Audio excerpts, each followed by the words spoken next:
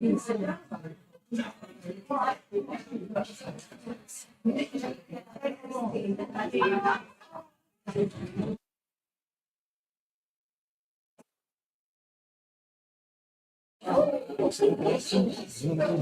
I don't know. Is it working? It's not coming through on here, or is it coming through on here? Yes, no, it's coming. It's coming through here now. Yeah. God knows what I've done, but that's what I've done that one. You know, right.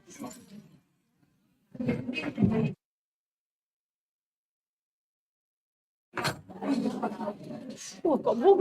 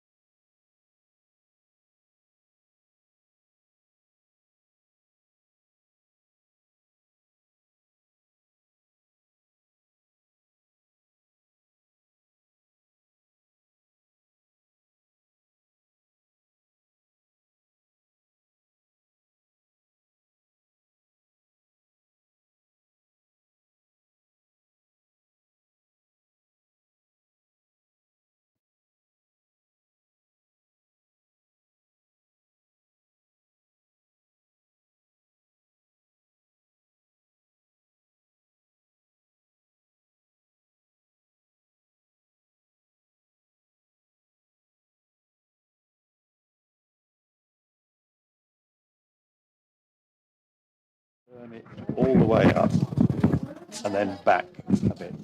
Okay. That's about the right sort of way up, and then just back about a quarter of a turn. Right.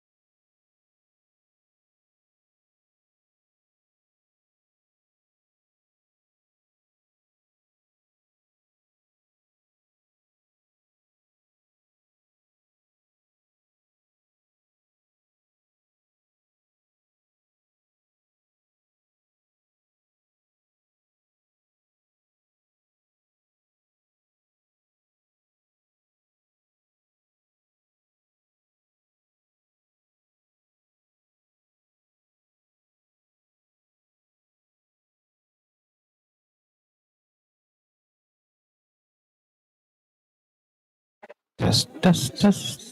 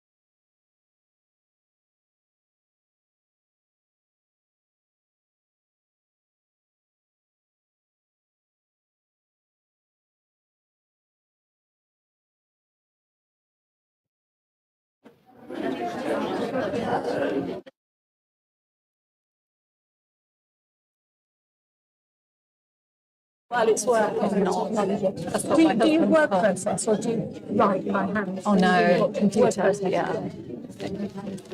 That's for you to sign when I'm passing. I don't know. I'm waiting for him to turn. Has yours clicked?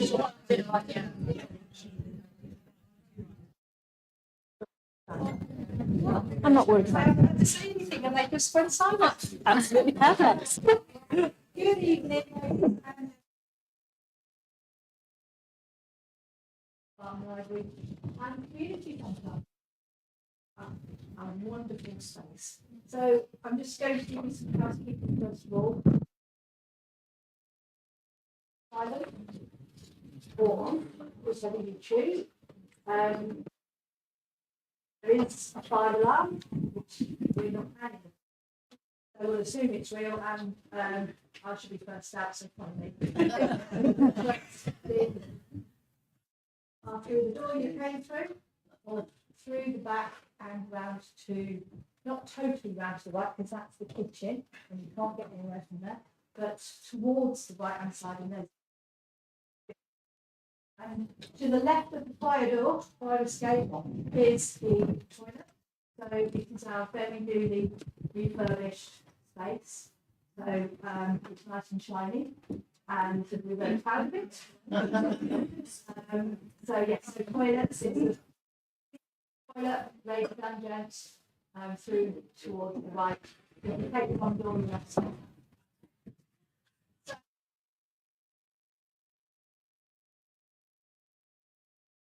And so I'm just going to introduce our star today, which is Louise Jensen. Wonderful author, very great friend of Earls Barton, because she's been here a couple of times now. I have. 2 or 3 times at our previous literary festival, so it's lovely to welcome her back. And Michael Parkinson tonight is actually I'll do my best.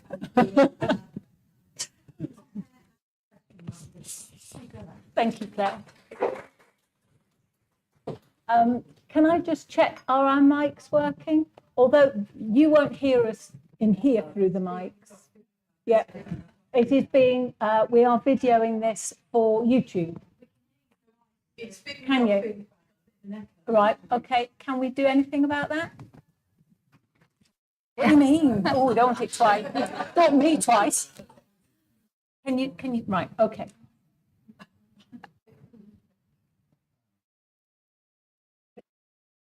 Are we on? Yes, yeah. I have to read this first bit. No. What if you turned it down a bit? Do you want us to turn this down a bit? We're fine now. Okay. Right, thank you all for turning out on such a horrible night, although it did start to brighten up a wee bit. But thank you for making the effort and coming out here. And thank you to Louise. Thank you for asking me. We're delighted to welcome you back. You've obviously been to the Village Festivals previously.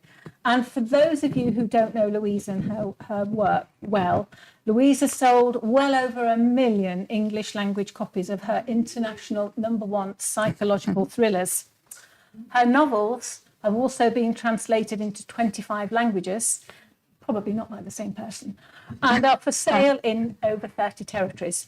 Her books have been featured on the USA Today and Wall Street Journal's bestsellers list and have been optioned for TV and film. They've been nominated for various awards, including the Goodreads Debut Award, the Guardian's Not the Booker Prize, Best Polish Thriller of 2018, and she's also been listed for 2 Crime Writing Association Dagger Awards. Several of her titles have also been selected for Firm Britain's Book Club, so we're really pleased that you agree. I feel really embarrassed. No, don't. God. They've been nominated for, but I've lost every single one. Nominated, which is great. So we're really pleased that you agreed to spend an evening with us. So we'll kick off. Actually, in Earls Barton, I didn't realise this until I became a volunteer, that crime and thriller is the most popular genre. Yeah, it is. We're a dark lot. Yeah. So the whole length of the library This side, and then a little bit round the corner is It's all crime. All crime. Okay. So can I sort of kick off by asking, were you a writer from a young age? Yes, from age 7. Did you write stories? You have a little notebook? I wrote stories all the time, and I wrote my first book called The Fabulous Five, not based on anything. And I illustrated it with little stick people and stuck it together with sellotape and tried to sell it to 10p to my mum. She wouldn't pay me, but I think my sister still has it. She has all my stuff. Yeah, so... So did you carry on from that as well? Did you keep lots of diaries or? Yeah, I carried on writing till I was 16, and then I went to see the careers advisor when I was leaving school, and she said, what do you want to do for a job? And I said, I want to be a writer. And she went, yeah, but what do you want to do to make money? And I said, I want to be a writer. And she said, no, people like you don't just become writers. And she said, go and work in an office. You've got your RSA typing, when I learnt on a typewriter. And so I went to work in an office on a typewriter. Right. Well, it's a good job she didn't put you off completely, isn't She it? did. She did. She did. So when did you actually start writing? I probably didn't write again for well over 20 years because I just thought people like me don't become writers. And I think going back to that time in the 80s, we didn't have the internet, and it wasn't like today where you can sit at home and Google, how do I become a writer? There was just no information out there. I was from a very poor family, growing up in the 70s in a single parent household, and we didn't have, nobody had gone to university, nobody had studied to be anything, and it just seemed so far out of reach that I just couldn't imagine doing it, so I just didn't. Carried on. But then you did, which is great. I'm glad you did. Do you have like a strict writing habit?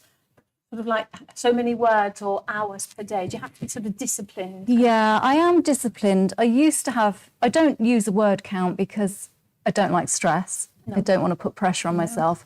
But I used to be very much a 9 to 5 in my study until COVID, really. And then it was suddenly homeschooling, and my husband was at home all the time irritating me. And it just changed. It just threw out the routine. And yeah. So have you got back to a routine since? No, because I tend to blurt out my whole life. Sorry. I caught COVID, and it left me with heart problems. And I haven't been very well for the last 18 months. And I haven't had the energy to work like I used to. So, it's only really the last, 4 or 5 months, perhaps I'm starting again. To get back into that. Yeah, doing a couple of hours a day and loving it. Oh, good. Yeah. Good. Thankfully. So do you have a designated writing space? I do. I used to write on my laptop anywhere, sort of a kitchen table, a bedroom, because there was no space. We have 3 children. And Tim, my husband, had a little man cave that he would sit in and do stuff, but I had nowhere to write. And then when my editor rang and said, you've sold 1 million books, and he said, do you think this is your job now? And I said, yes. And he said, I think you better have the room. I was throwing his stuff out while saying, are you sure? Repainting the walls. Yeah. So it's a small space, but it's Does it have a view? Mine. It has a window, but I face a wall because I have no focus. So I don't want to look at anything. No, just keep your head down and write. Yeah, just write. Sounds like a very good pupil. Your thrillers, for example, especially All For You, which I finished recently, which I really enjoyed. I don't read a lot of crime and thrillers, but I've read 2 of yours now, and I'm going to go back for more. This one I really enjoyed. It's very complex, with plenty of twists and turns to keep the reader engaged. Do you have the plot well laid out before writing to make sure it all works? How do you keep track of it all? I wish I did. I think some writers can just sit and plot before they write, and I hate them all. I wish I could, because it's really, really stressful. My Amelia Henley books are a little bit different because the idea comes to me complete and I know the whole story before I write. But with the thrillers, I have no idea, and it's just constant anxiety. Is it going to work? I never know.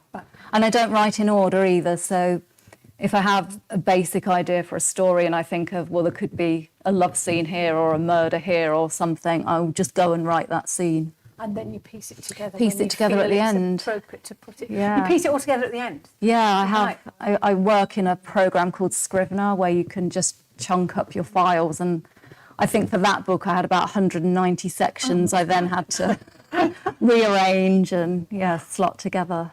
Gosh. And then do you then read it, or do you read it yourself to check the Yes. whole way through? Oh yeah, by the time a book's published, I've read it so many times. Yeah.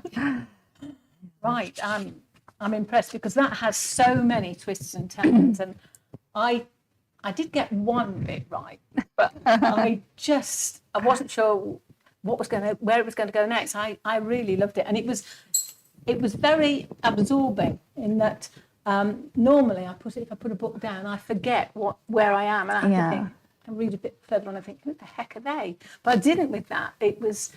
I think it was the length of the chapters really worked for me. I thoroughly enjoyed it. So what made you add romantic fiction as another genre? I think I was depressed. I've had a history. I had an accident, which is how I started writing, and I spent 4 years in a wheelchair. And during that period, I became quite depressed. So I'm always very aware of my mental health. And I became aware that I'd done a lot of thrillers. And I love writing thrillers, but you're sitting on your own in a room every day thinking about the darkest things people can do to each other. And it's not the most joyful of jobs. So I wanted to write something a little bit different, a little bit, I'm not going to say happier because they are tearjerkers, but a bit more love. A bit lighter in mood. Yeah. Yeah, I can understand that you're thinking that about the crime, because it must be very hard to discipline yourself anyway, to shut yourself away and write. Do you ever have times where you sort of have like a writer's block? I don't, because I don't write in order. I think if I don't know where a bit's going, I'll just jump to another bit. So yeah. That's good.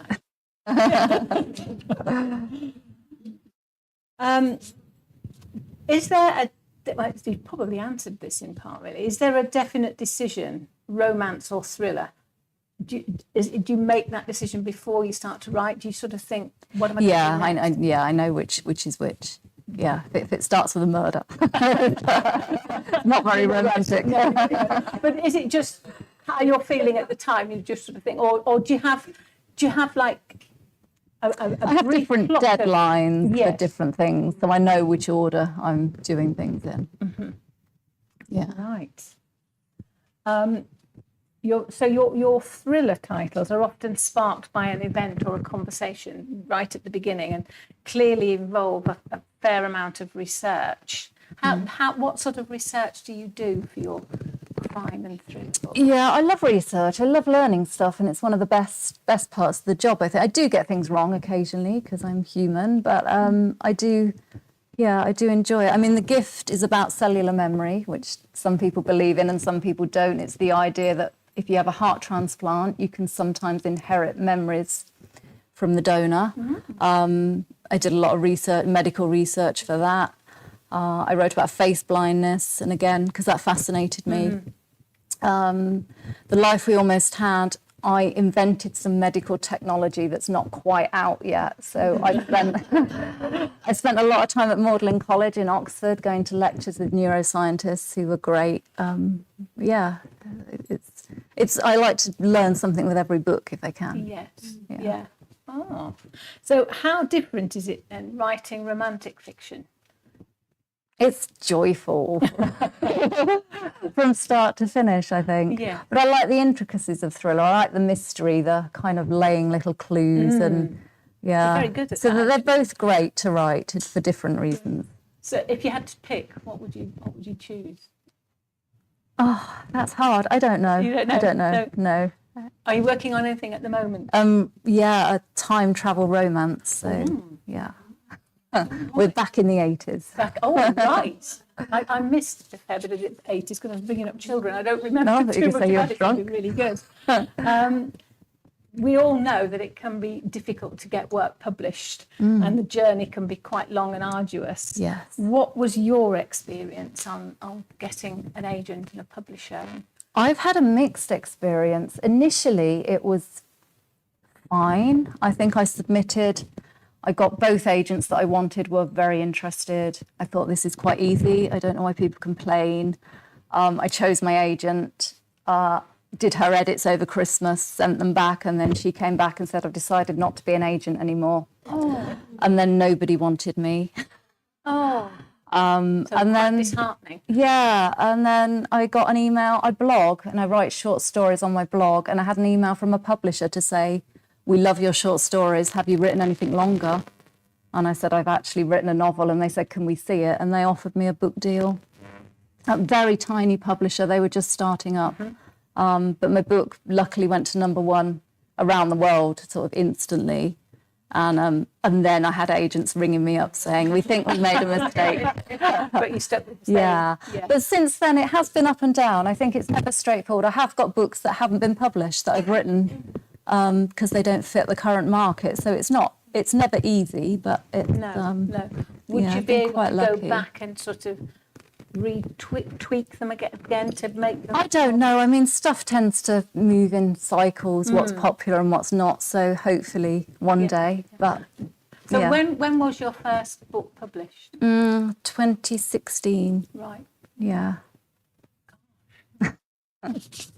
And then what do you, obviously you're a reader. You told me early on Yes. that you loved to go into the library as a child. Oh, yeah. I love books. What sort of books do you read? I think I used to read everything. Now it can feel a bit like work, and sometimes you read something, and because I'm human, I can think, oh, I don't like this, and yet it's made millions, or I can read something and think, I'll never write anything as good as this, and that's sad. So my favourite thing to read now is a biography, Right. because I like to learn about people, and it's just completely separate from everything I do. So if it was fiction, have you got a favourite author or? No, I like to read anything, and I get sent a lot of books to read. Oh, do so you? yeah, I read a lot of debuts, and yeah. Yeah. Right. So when you're developing your characters, Yes. do you sort of, do you ever watch and take characters from there, or do you use people you know and change them slightly? Well, I think I don't use anybody I know. My sister thinks she's in one of them. And then I met a friend the other day. I was with my middle son, who's 23, and she said, you put my husband in a book. And I said, no, I didn't. And she's like, oh, no, it's like him. It's got all his traits. And when she'd gone, I said to Kai, my son, I said, I don't put anybody in books. And he went, yeah, you do. I think, Yes. maybe. Yeah. Do you ever sit and watch people? You know, if you were sitting in a cafe. Yeah, I think before COVID, I used to sort of go and write in cafes sometimes, and I would watch the way people interact, and yeah. Yeah. So obviously COVID it changed all of us. Did it drastically change the way you worked? Yeah, because I think part of getting inspiration for stories is being out in the world and living, and you know, you can go for a walk and think that's a good place to bury a body, or you know, you can go somewhere and it can really spark Inspire your you. imagination. But I don't really go out. This is the most people I've been amongst for about 2 years. Really? Yeah. Oh, Yeah, I don't really go anywhere. So yeah, it's changed. Right, well, thank you very much. I think we've probably got questions from the audience, and I think someone's got a mic. So if you'd like to ask a question. Question?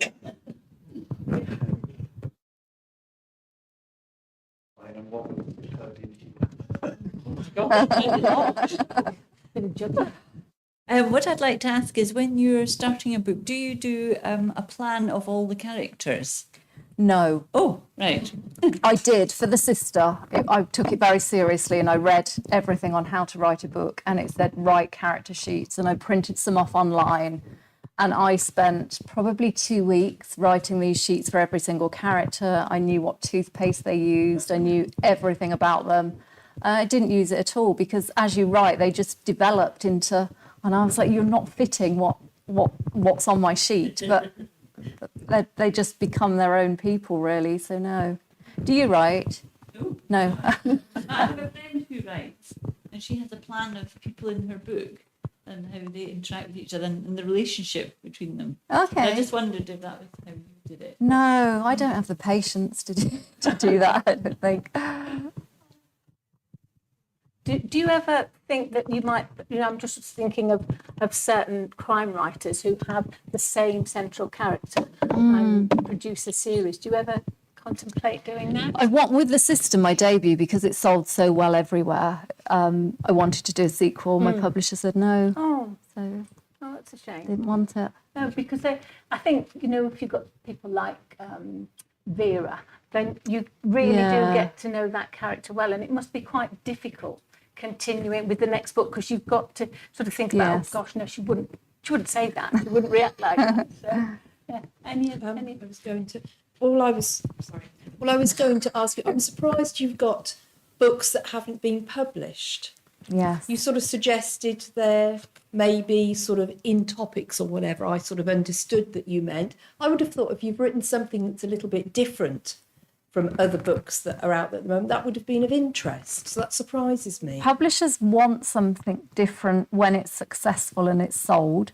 But when it comes to taking risks, I think they're quite risk averse, and more than ever nowadays. I mean, I was in Waterstones earlier at a book club, and they said, unless it's on the TikTok book talk table, they're just not selling anything right now. And they're all kind of the same sort of books. So they just want the same at the moment, but things change. Yes.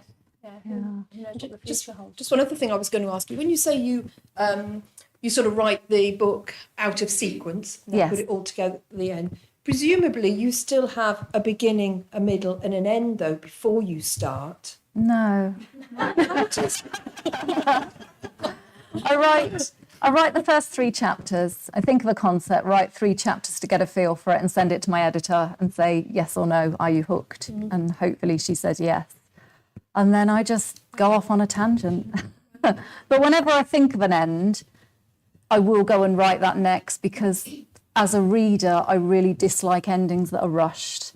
So I like to really spend a lot of time and take up as many words as I can for the end bit, and then I'll go back to other bits. Well, you go off at a tangent very well.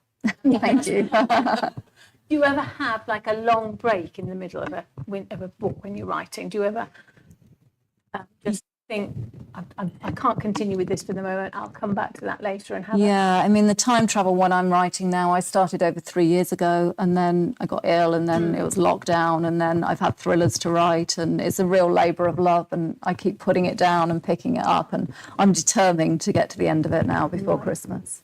But I don't have a book deal, so nobody might want it. That's intriguing. Yeah. Any other questions? My voice is loud enough, really. Well, it's just that it won't go through. Thank you. Thank you. Have you been inspired by your own life events? Things that have happened to you in your own life. Has that given you some ideas for some of your books? Yeah, my Amelia Henley books are much about grief. I've had a lot of grief, a lot of loss, and it's like therapy, actually, just working my way through my feelings. So Yeah, it helps, doesn't it, to Yeah, write it really down does. and to take your time Yeah, as well. yeah. And do you would you be sort of quite inspired if one of your books was to make it to the TV? Yeah, we're adapting The Sister at the moment for a 6-part TV drama. It doesn't mean it will get filmed because stuff falls through all the time, but I've been working on the script this summer with a team, and but it's quite different to the original story. So, Is it? Do I find that? Why do they change it? well, initially we'd written a script before COVID, and then when COVID hit, the producer said, because my main character is a nursery nurse, she said, you can't work with kids anymore. We won't get permission to film. So we had to sort of think of a new job for her and change a lot, and it's So you have to adapt then, don't you? So you have to Yeah. literally change your story to fit. Fit filming regulations. Wow, that's quite amazing, isn't it? Yeah. That's just And a really bit difficult. crazy, really. Really difficult, because Yeah. usually the personality fits that role, doesn't it? Yes. The Yeah. sort of empathetic hectic working with children. And Yes. you have to completely change. I made her a kennel maid because I think Oh, right. everybody loves the dog. That's it's caring. Yeah. So she suddenly became an animal lover as well as looking after children. That worked out quite well. So regarding, you were saying about the books that you have to change your style and things like that. Again, would they, the TV, would they give you a certain amount of time to do that, or do you have to do it within their time scale? Can you just do it as you go along? Or? Yeah, well, it's not. I have a script writer. It's not me that writes the I work with her on ideas and storylines, and she writes the actual script.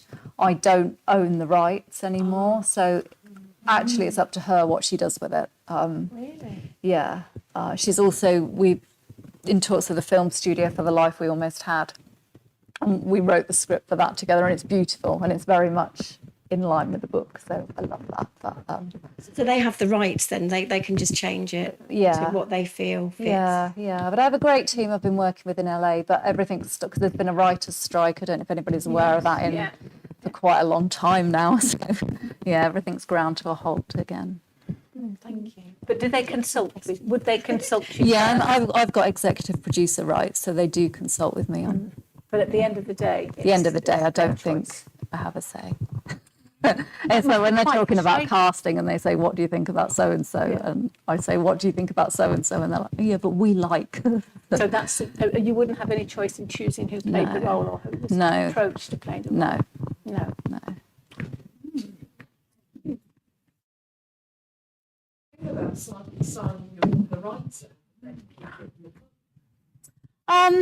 I don't mind. I really trust my scriptwriter. She loves the characters, and she's got backstories for all the characters I've never even thought of. And she's very emotionally invested in them. So I think if you're working with the right person, that's okay. Yeah. Can I ask a question? If nobody else has got one for a minute? Having read 2 or 3 of your books, there are lots of family secrets and so on in the plots of the ones that I've read, certainly anyway. Does that make some interesting conversations around the dinner table at home? We have so many interesting conversations around the dinner table at home. Yeah.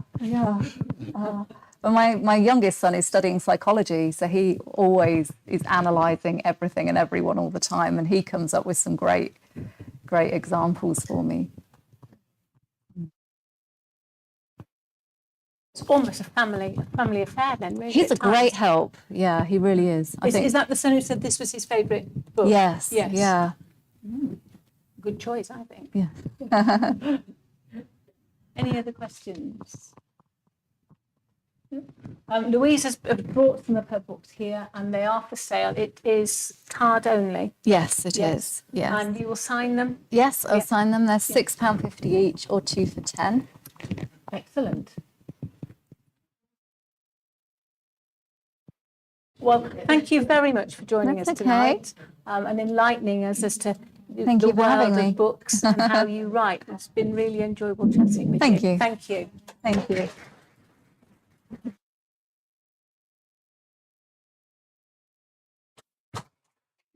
Can we take these off now? There we go.